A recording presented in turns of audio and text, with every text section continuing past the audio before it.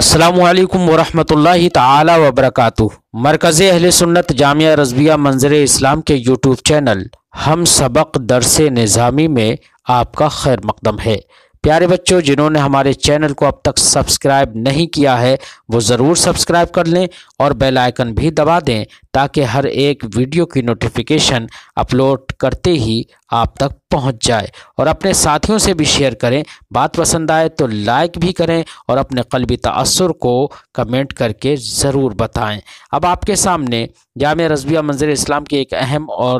ماہر استاد حضرت مولانا مفتی محمد ابراہیم صاحب قبلہ ہدایہ کا درس دیں گے۔ آپ ان کی گفتگو کو بغور سماعت فرمائیں۔ بسم اللہ الرحمن الرحیم۔ وَكُلُّ مَاءٍ وَقَعَتِ النَّجَاسَةُ فِيهِ لَمْ يَجُزِ الْوُضُوءُ بِهِ قَلِيلًا كَانَتِ النَّجَاسَةُ أَوْ كَثِيرًا۔ اور ہر وہ پانی جس میں نجاست گر جائے اس پانی سے وضو کرنا جائز نہیں ہے، نجاست قلیل ہو یا کثیر۔ اس عبارت میں ماء سے مراد وہ ماء ہے جو نہ جاری ہو اور نہ جاری کے حکم میں ہو۔ وہ پانی مراد ہے جو پانی نہ تو جاری ہو اور نہ جاری کے حکم میں ہو، اس لیے کہ ماء جاری کا حکم اس کے بعد مسئلے میں آ رہا ہے۔ تو مصنف نے اس عبارت میں جو حکم ذکر فرمایا ہے اس پانی کا جو نہ جاری ہو اور نہ جاری کے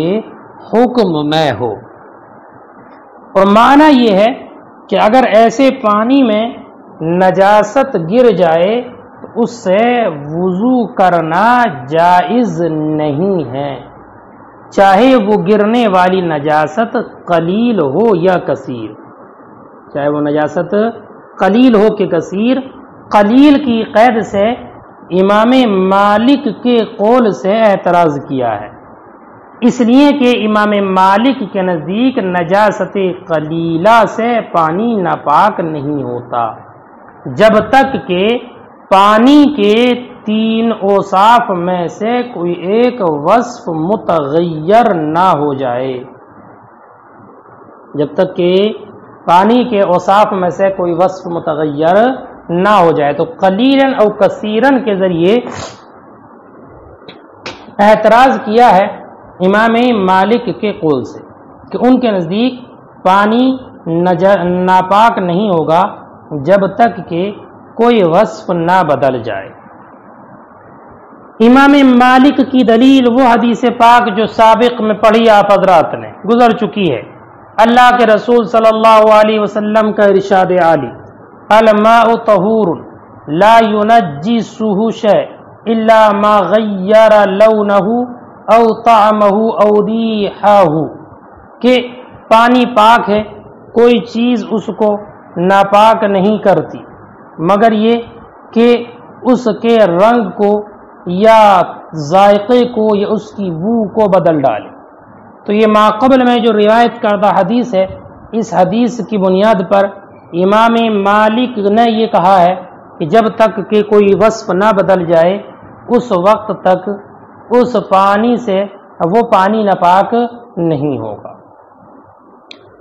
دوسرا مذہب امام شافعی کا ہے، وہ یہ کہتے ہیں اگر پانی دو قلہ ہو، اگر پانی دو قلہ ہو اور اس دو قلہ پانی میں نجاست گر گئی تو اس پانی سے وضو کرنا جائز ہے، اس پانی سے وضو جائز ہے۔ دلیل امام شافعی کی وہی حدیث قلتین ہے، حدیث قلتین کو دلیل بنا کر پیش کرتے ہیں کہ حدیث قلتین ہے، اذا بلغ الماء قلتین لا يحمل خبثا، کہ جب پانی دو قلہ کو پہنچ جائے تو نجاست کو نہیں اٹھاتا، اس سے ناپاک نہیں ہوتا۔ یہ دلیل ہے امام شافعی کی اس بات پر کہ پانی اگر دو قلہ ہو تو نجاست کے گرنے سے بھی وہ پانی ناپاک نہیں ہوتا۔ ہماری دلیل احناف کی کہ نجاست کے گرنے سے وہ پانی ناپاک ہو جائے گا، وہ حدیث پاک ہے جو اللہ کے رسول صلی اللہ علیہ وسلم نے بیدار ہونے کے والے کے بارے میں ارشاد فرمایا، اذا استيقظ احدكم من منامه فلا يغمسن يده في الاناء حتى يغسلها ثلاثا۔ یہ حدیث آپ ما قبل میں پڑھ چکے ہو سنن وضو میں، کہ جب کوئی انسان نیند سے بیدار ہو تو وہ اپنے ہاتھ کو برتن میں نہ ڈالے یہاں تک کہ 3 مرتبہ اس کو دھو لے۔ اس حدیث سے اس طور پر استدلال کیا جائے گا کہ جب نجاست کے احتمال کی بنیاد پر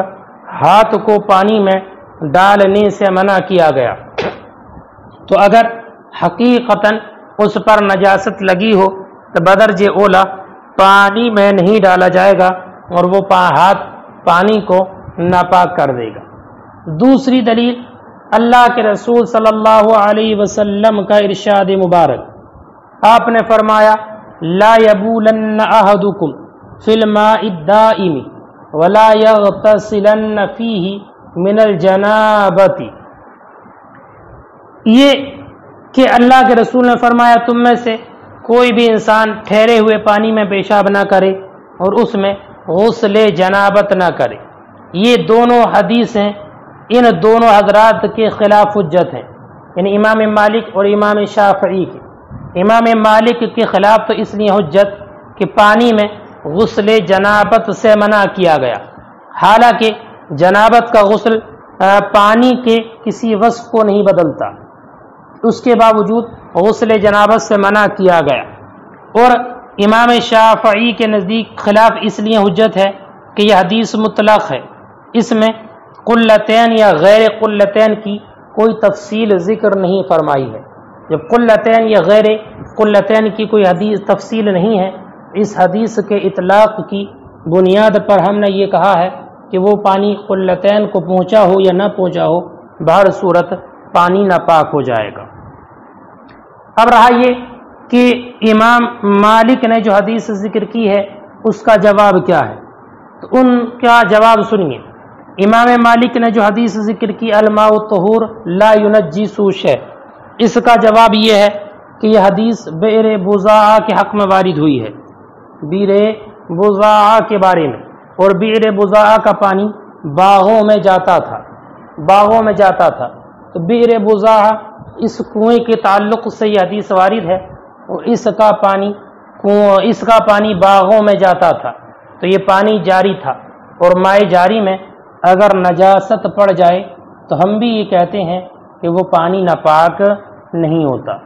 امام صاحب عنایہ نے فرمایا ہے کہ بئر بضاعہ سے 5 باغ سیراب کیے جاتے تھے، جب 5 باغ سیراب کیے جاتے تھے تو اس کا پانی جاری پانی ہے، اور آب جاری نجاست کے پڑنے سے ناپاک نہیں ہوتا۔ پوری حدیث پاک یہ ہے کہ حضرت ابو سعید خدری رضی اللہ تعالیٰ عنہ فرماتے ہیں کہ حضور صلی اللہ علیہ وسلم سے معلوم کیا گیا کہ کیا ہم بئر بضاعہ کے پانی سے وضو کر لیا کریں،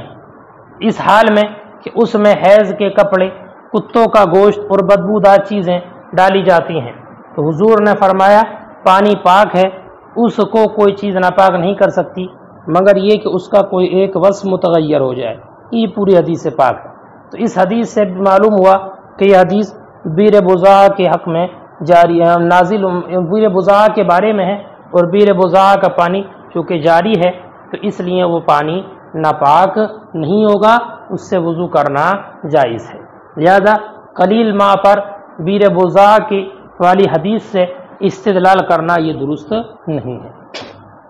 چونکہ وہ پانی جاری تھا۔ اور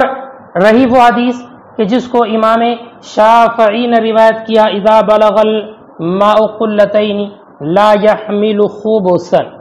تو مصنف ہدایہ نے 2 جواب اس کے یہاں پر ذکر کیے ہیں۔ پہلا جواب یہ ہے کہ امام ابو داؤد نے اس حدیث کو ضعیف قرار دیا ہے، یعنی انہوں نے یہ کہا ہے کہ یہ حدیث ضعیف ہے، اس حدیث کی بنیاد پر استدلال کرنا درست نہیں ہے۔ تو اس حدیث کو اذا بلغ الماء قلتین لا يحمل الخبز، اس حدیث کو انہوں نے ضعیف قرار دیا ہے۔ تو اس وجہ سے کہ یہ حدیث ضعیف ہے، اس سے استدلال کرنا صحیح نہیں ہے۔ دوسری وجہ یہ بھی ہے کہ حضرت عبداللہ ابن عباس اور عبداللہ ابن زبیر رضی اللہ تعالی عنہما نے زمزم کے کنویں کے پانی کے نکالنے کا حکم دیا کہ اس میں ایک حبشی گر کر مر گیا، تو آپ دونوں حضرات نے اس کے پانی کے نکالنے کا حکم دیا۔ اگر حدیث قلتین صحیح ہوتی تو بقیہ صحابہ اور تابعین ان دونوں کے خلاف حدیث قلتین سے استدلال کرتے۔ اس سے معلوم ہوا کہ حدیث قلتین کسی خاص واقعے کی بنیاد پر ہے اور یہ شاذ ہے، لہذا اس سے استدلال کرنا درست نہیں ہوگا۔ ایک اور وجہ یہ بھی ہے کہ اس حدیث کے متن میں بھی اضطراب ہے، چنانچہ بعض روایات میں ہے اذا بلغ الماء قلتین، یا ایک روایت میں اذا بلغ الماء قلتین اذا بلغ الماء ثلاث، اور بعض میں ہے 40 قلتین، اور بعض روایات میں ہے 40 دلون۔ تو اس طریقے سے اس حدیث کے متن میں بھی اضطراب ہے، اور بعض روایت میں ہے لا يحمل الخبث، اور بعض میں ہے لم ينجس، اور بعض میں ہے لم ينجسه شيء۔ تو اس طریقے سے اس حدیث کے متن میں اضطراب، جب اضطراب ہے تو اس سے استدلال کرنا یہ درست نہیں ہوگا۔ نیز قلہ سے مراد کیا ہے فی نفسہ، یہ بات بھی معلوم نہیں، یہ بھی مجہول ہے، کیونکہ قلہ سے مراد قامت رجل مراد ہوتا ہے، قلہ سے مراد اتنا جتنا انسان کا قد اور قامت ہے اتنا پانی مراد ہے، اور کبھی اس سے پہاڑ کی چوٹی مراد لی جاتی ہے، قلہ سے مراد اتنا پانی ہو جو پہاڑ کی چوٹی تک ہو۔ تو ظاہر سی بات ہے اگر یہی معنی مراد ہے تو ہمارے نزدیک بھی وہ پانی ناپاک نہیں ہوگا، اور کبھی وہی گھڑا اور مٹکا جو ہوتا اس کے معنی مراد ہوتے ہیں، کبھی قلہ کا معنی مشق کے لیے جاتے ہیں، اس طرح سے اس کے معنی میں بھی اضطراب ہے، اس لیے اس حدیث سے استدلال کرنا درست نہیں ہے۔ دوسرا جواب جو امام صاحب ہدایہ نے یہاں پر امام شافعی کی جانب سے ذکر کیا ہے، وہ جواب یہ ہے کہ امام شافعی نے جو معنی مراد لیا کہ اگر پانی 2 قلہ ہو تو نجاست کو قبول نہیں کرتا، نجاست کو قبول نہیں کرتا، یعنی امام شافعی کا مطلب یہ ہے کہ اس پانی میں نجاست پڑنے سے بھی وہ پانی ناپاک نہیں ہوتا، نجاست کو نہیں اٹھاتا بلکہ اس کو دور کر دیتا ہے۔ تو جیسے اس حدیث کا مطلب یہ ہے، اسی طرح اس کا معنی یہ بھی ہے کہ وہ نجاست کے اٹھانے سے کمزور ہو جاتا ہے، وہ پانی نجاست کے اٹھانے سے کمزور ہو جاتا ہے، یعنی وہ ناپاک ہو جاتا ہے، ناپاک ہو جاتا ہے۔ وہ یضعف عن استعمال النجاسہ، عن احتمال النجاسہ، کہ وہ پانی نجاست کے اٹھانے سے کمزور ہو جاتا ہے یعنی ناپاک ہو جاتا ہے۔ تو اس حدیث میں مختلف اضطرابات ہیں، اس لیے اتنے احتمالات کے ہوتے ہوئے یہ حدیث قابل استدلال نہیں ہے۔ اب آپ حضرات ترجمہ دیکھیں۔ وَكُلُّ مَاءٍ وَقَعَتِ النَّجَاسَةُ فِيهِ، اور وہ پانی کہ جس میں نجاست گر گئی ہو، لم يجوز الوضوء بھی، اس سے وضو جائز نہیں ہے۔ قلیلاً كانت النجاسۃ او کثیراً، نجاست قلیل ہو یا کثیر۔ وقال مالک، اور امام مالک نے فرمایا یجوز، جائز ہے، ما لم يتغیر احد اوصافی، جب تک اس کا کوئی وصف نہ بدلا ہو، لما روینا، اسی کی بنیاد پر جو ہم نے روایت کیا، وہی کہ جو پانی ہے کہ پانی پاک ہے، اس کو کوئی چیز ناپاک نہیں کرتی۔ وقال الشافعی، اور امام شافعی نے ذکر کیا یجوز ان کان الماء قلتین، وضو کرنا جائز ہے اگر پانی 2 قلہ کا ہو، لقول علیہ السلام، نبی اکرم کے ارشاد اذا بلغ الماء قلتین لا يحمل خبثا کی وجہ سے۔ ولنا حدیث المستيقظ من منامی، اور ہماری دلیل نیند سے بیدار ہونے والی حدیث پاک ہے۔ وقول علیہ السلام، اور نبی اکرم کا ارشاد لا يبولن احدکم فی الماء الدائم ولا يغتسلن فیہ من الجنابۃ من غیر فصل، یہ حدیث بغیر کسی فصل کے ہے، قلہ اور غیر قلہ کا اس میں ذکر نہیں ہے۔ والذی رواہ مالک ورد فی بئر بضاع، یہ جواب ہے امام مالک کی روایت کردہ حدیث کا، اور وہ حدیث جس کو روایت کیا امام مالک نے وارد ہوئی ہے بئر بضاع کے بارے میں، وماؤہ کان جاریہ، اور بئر بضاع اس کا پانی جاری تھا باغوں میں، وما رواہ الشافعی ضعفہ ابو داود، اور وہ جس کو روایت کیا امام شافعی نے اس کو ضعیف کہا ہے امام ابو داود نے،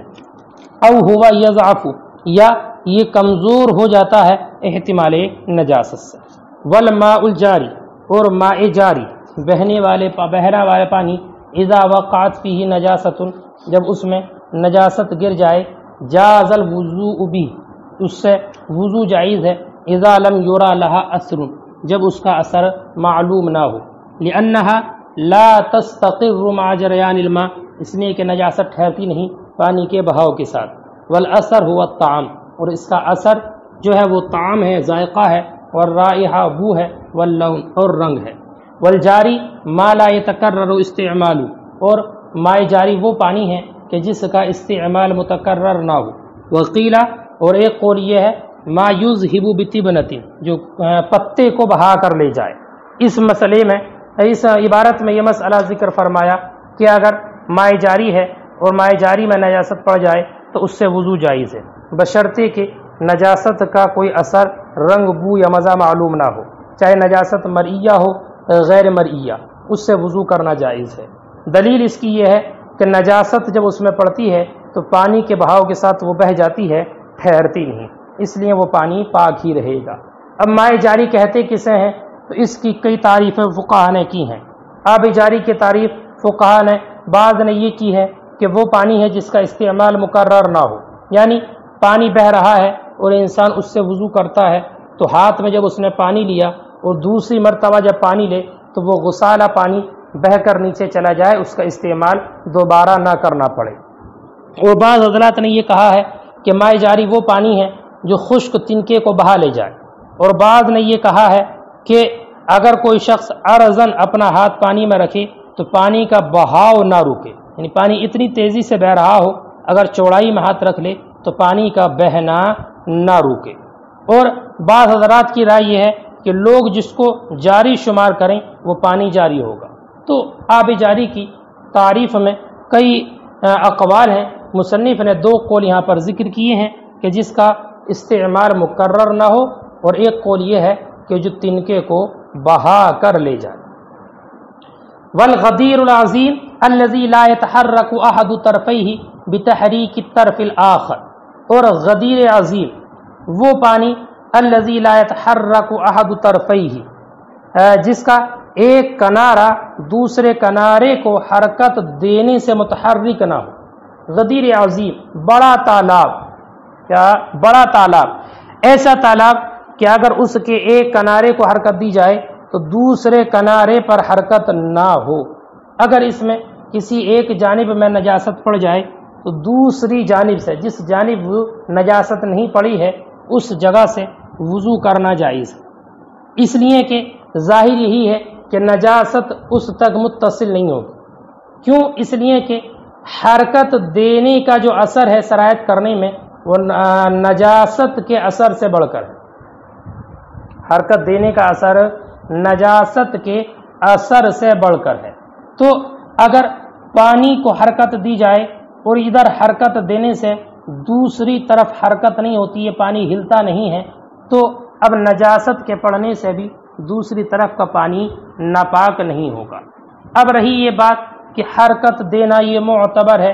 کس چیز کی حرکت معتبر ہے؟ تو امام اعظم یہ فرماتے ہیں کہ غسل انسان کرے تو غسل کی حرکت معتبر ہے، یعنی حوض میں ایک جانب انسان درمیانے اور معتدل طریقے سے غسل کرے تو ادھر پانی کی حرکت سے دوسری طرف پانی کی حرکت نہ ہو، یہ حرکت معتبر ہے۔ اگر حرکت غسل کی حرکت سے ادھر حرکت نہیں ہوتی ہے تو یہ غدیر عظیم ہے، اور اگر حرکت ہو جاتی ہے تو یہ غدیر عظیم نہیں ہے۔ یہی قول امام ابو یوسف کا بھی ہے۔ اور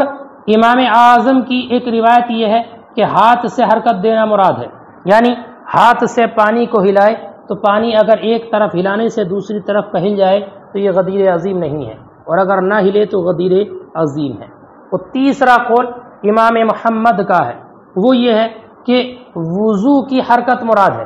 کہ اگر انسان ایک طرف بیٹھ کر وضو کرے تو وضو کرنے میں پانی لینے میں جو حرکت ہو اس حرکت سے دوسری طرف کے پانی میں حرکت پیدا نہ ہو تو یہ غدیر عظیم ہے۔ دلیل کیا ہے ان اقوال کی؟ تو قول اول جو امام اعظم کا ہے غسل والی حرکت کا اعتبار ہے، ان کی دلیل یہ ہے کہ حوض کے اندر غسل میں حاجت زیادہ ہے وضو کی حاجت سے، کہ عموماً انسان وضو گھر میں کرتا ہے اور حوض کے اندر غسل وغیرہ کرتے ہیں، تو چونکہ غسل کی حاجت زیادہ ہے وضو کی حاجت سے، اس لیے غسل کی حرکت کا اعتبار ہوگا۔ دوسری روایت جو امام اعظم کی ہی ہے اس کی وجہ یہ ہے کہ تحریک بالاغتسال بھی ہوتی ہے، یعنی غسل کے ذریعے بھی حرکت ہوتی ہے اور وضو سے بھی حرکت ہوتی ہے اور ہاتھ دھونے کی وجہ سے بھی حرکت ہوتی ہے، مگر ہاتھ دھونے سے جو حرکت ہوتی ہے وہ اخف ہے دوسری دو حرکتوں کی طرف نسبت کرتے ہوئے، کہ اگر انسان ہاتھ دھوئے تو ہاتھ دھونے میں حرکت کم ہے اور اگر وضو کرے یا غسل کرے تو ان میں حرکت زیادہ ہوتی ہے، اس لیے اخف کا اور ہلکی حرکت کا اعتبار کیا ہے لوگوں کے حق میں آسانی کے لیے۔ اور تیسری روایت جس کے قائل امام محمد ہیں اس کی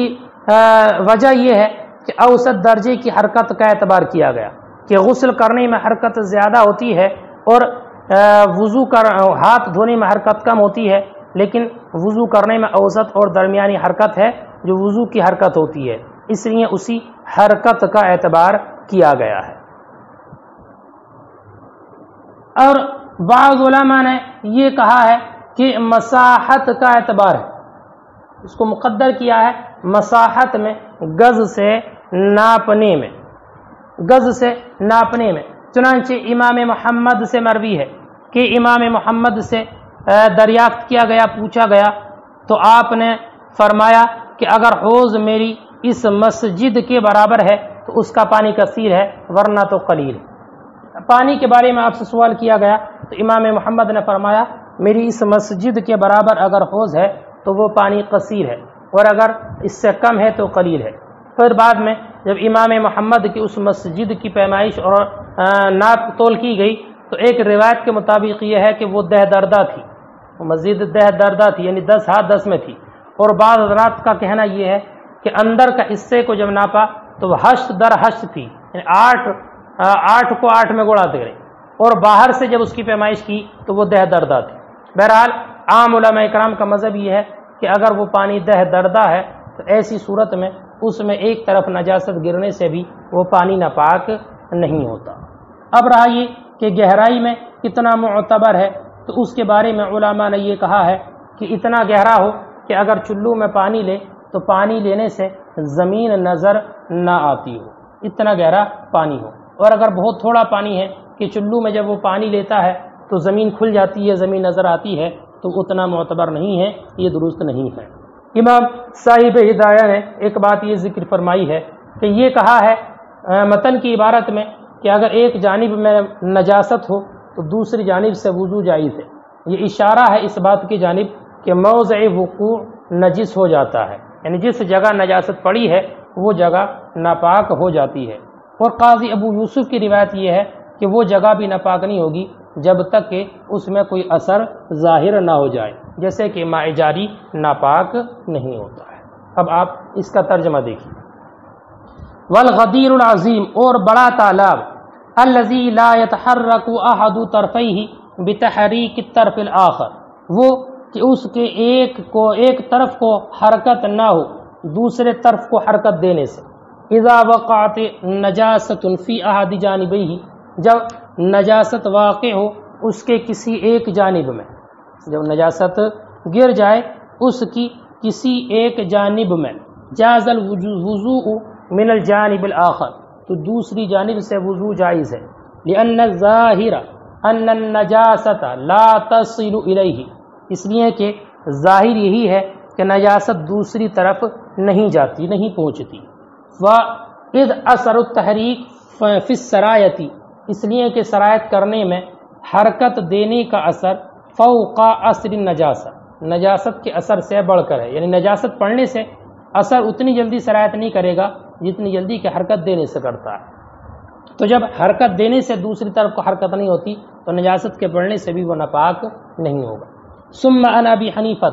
پھر امام اعظم کی روایت میں جس کو روایت کیا امام ابو یوسف نے یہ ہے انہ یعتبر التحریک بالاغتسال، کہ وہ اعتبار کرتے ہیں غسل کی حرکت کا، وہو قول ابی یوسف، اور یہی امام ابو یوسف کا قول ہے۔ وعنہ، اور امام اعظم سے ایک روایت ہے بالتحریک بالید، حرکت معتبر ہے ہاتھ کی۔ وعن محمد، اور امام محمد کی روایت ہے بالتوضی، وضو کی حرکت کا اعتبار ہے۔ ووجہ الاول، اور پہلے کی وجہ ان الحاجت الیہ فی الحیاض اشد منها الی التوضی، کہ حاجت اس میں حوض میں غسل کی حاجت اشد ہے وضو کی حاجت سے۔ وبعضهم قدروا بالمساحت، اور بعض نے مقدر کیا اس کو مساحت سے، عشرا فی عشر، 10 میں 10 دردہ میں، بذراع الکرباس، کپڑے کے کرباس، کپڑے کے گز سے، کپڑے کے گز سے، یعنی کپڑے کے گز سے اس کو ناپا جائے، یہ معتبر ہے۔ توسعۃ للامر علی الناس، لوگوں پر امر کو آسانی دینے کے لیے، اور لوگوں پر اس امر کو آسان بنانے کے لیے۔ وعلیہ الفتوی، اور اسی پر فتویٰ ہے۔ والمعتبر فی العمق ان یکون بحال لا ينحصر بالاغتراف، اور معتبر گہرائی میں یہ ہے کہ وہ ایسے حال میں ہو کہ چلو سے زمین منکشف نہ ہو، کھلتی نہ ہو، هو الصحیح۔ وقولہ فی الکتاب، اور مصنف کا قول کتاب قدوری میں جاز الوضوء من الجانب الآخر اشارۃ، یہ اشارہ اس بات کی جانب انہ یتنجس موضع الوقوع، کہ وہ نجاست ناپاک کر دیتی ہے موضع وقوع کو۔ وعن ابی یوسف، اور قاضی ابو یوسف سے روایت ہے انہ لا ینجس، کہ وہ ناپاک نہیں کرتی الا بظہور النجاست فی، مگر اس میں نجاست کے ظاہر ہونے سے، کالماء الجاری، جیسے کہ ماء جاری میں، یعنی جیسے کہ ماء جاری میں نجاست گرنے سے بھی جب تک اس کا اثر ظاہر نہ ہو وہ جگہ ناپاک نہیں ہوتی، ایسے ہی اس میں بھی جب تک اس کا اثر ظاہر نہ ہو وہ جگہ ناپاک نہیں ہوگی۔